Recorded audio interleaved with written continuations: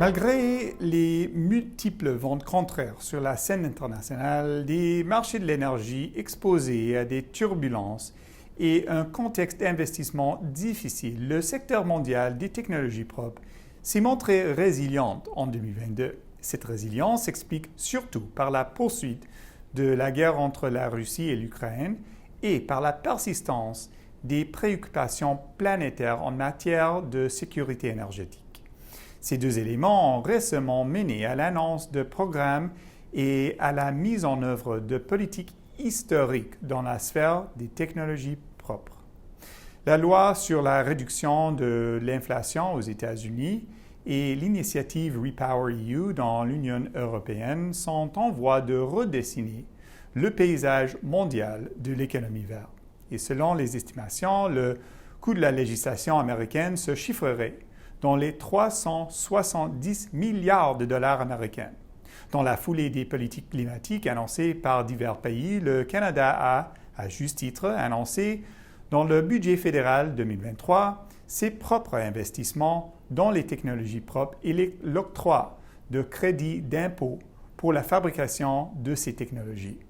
Il a aussi dévoilé des engagements financiers stratégiques dont le total dépasserait les 100 milliards de dollars canadiens.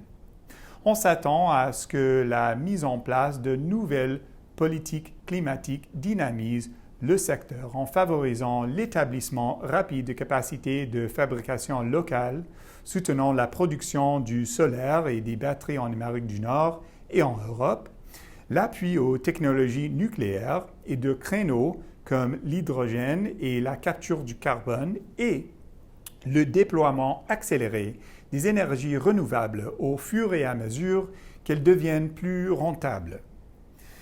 Par ailleurs, les technologies prêtes à être commercialisées et les technologies propres émergentes joueront un rôle prépondérant dans la transition énergétique du Canada.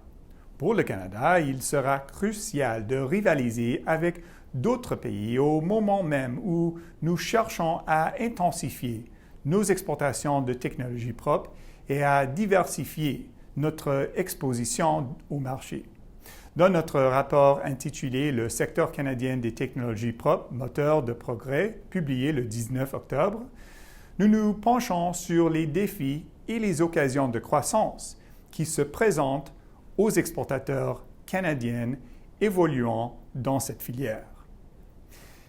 À l'échelle de la planète, les technologies propres devraient attirer des investissements de 1 700 milliards de dollars américains cette année. Si les nations du monde parviennent à atteindre les cibles climatiques annoncées, l'Agence internationale de l'énergie estime que la valeur du marché pour les principales technologies propres de masse sera multipliée par 3 par rapport au niveau actuel et que cette valeur s'établira annuellement à 650 milliards de dollars américains d'ici 2030.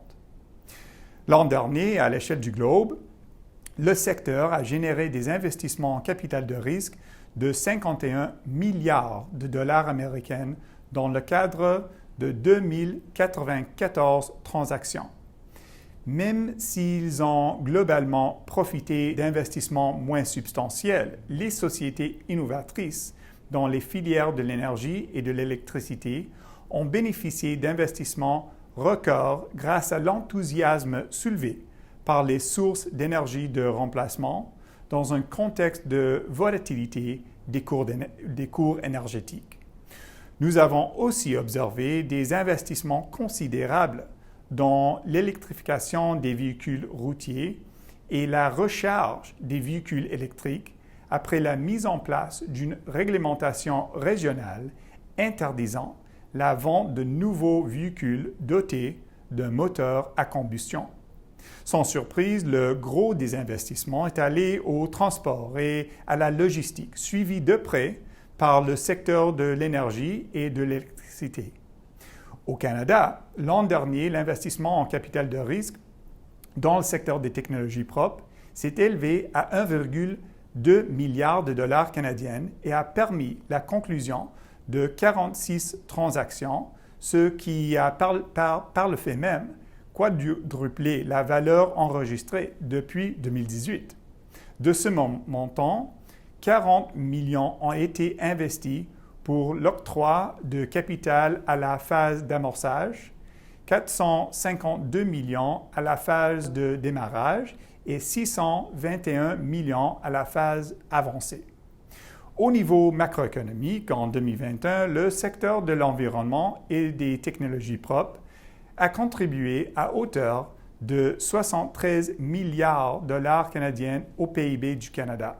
Parallèlement, nos produits ETP ont représenté jusqu'à 2,3 % du total des exportations canadiennes et n'ont cessé de progresser depuis 2012 pour atteindre un sommet inédit. Toutefois, comme le Canada est tributaire des importations ETP, sa balance commerciale dans la sphère ETP accuse un déficit depuis 2012. Une analyse plus approfondie révèle la principale cause de ce déficit: la forte dépendance du Canada aux importations de biens du secteur, y compris des biens primaires et complexes issus de la fabrication. Sur une note plus positive, les segments des déchets et rebuts ainsi que de l'électricité propre ont continué de dégager chaque année des excédents. Ces surplus sont à mettre au compte des avancées dans la gestion des déchets, l'économie circulaire et les retombées de l'intégration transfrontalière des réseaux américains producteurs d'électricité verte.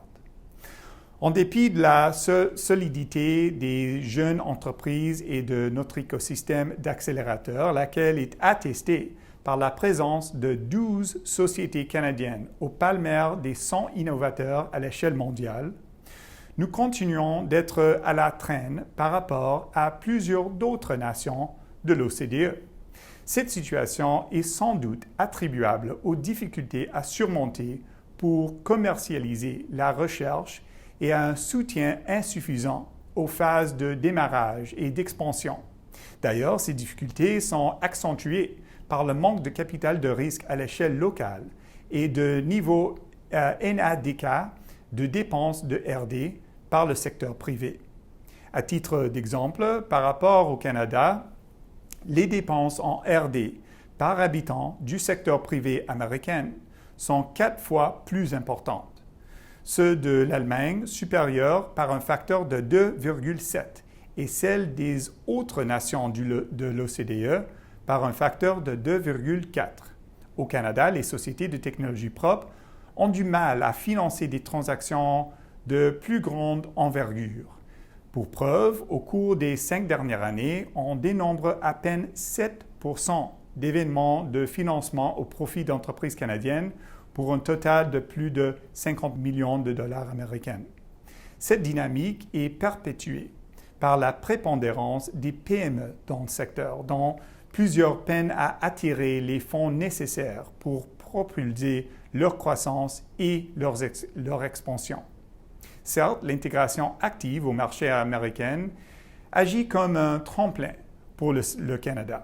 Cela dit, l'adoption de l'IRA aux États-Unis et d'autres politiques du genre ailleurs dans le monde aura de profondes répercussions sur le secteur canadien des technologies propres, notamment le transfert des talents et des capitaux vers des nations offrant des occasions plus lucratives.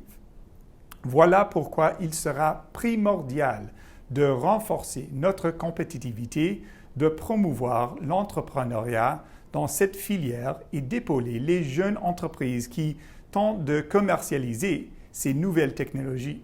À ce chapitre, il sera vital de mobiliser rapidement du capital investissement à destination du secteur. Conclusion.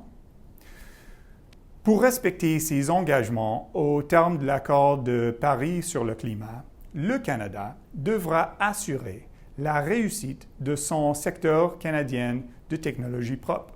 À l'heure où le monde s'adapte à la nouvelle réalité des marchés de l'énergie, le Canada doit appuyer ses entreprises à forte croissance et génératrice de propriété intellectuelle, tout en fournissant un financement à l'expansion ADK. La rapide croissance du volet de fabrication de la filière des technologies propres ouvre la porte à de nouveaux marchés d'exportation, dont la valeur se chiffre en milliards de dollars. Quelles seront les parts de marché du Canada? Chose certes, il faudra compter sur la détermination des entreprises et des entrepreneurs d'ici, mais aussi sur des mécanismes au sein du marché qui appuient leur croissance. Cette semaine, nous tenons à remercier chaleureusement Poorna Sharma, économiste principal ici au Centre d'information économique et politique de DC, pour sa contribution. Merci et à la prochaine.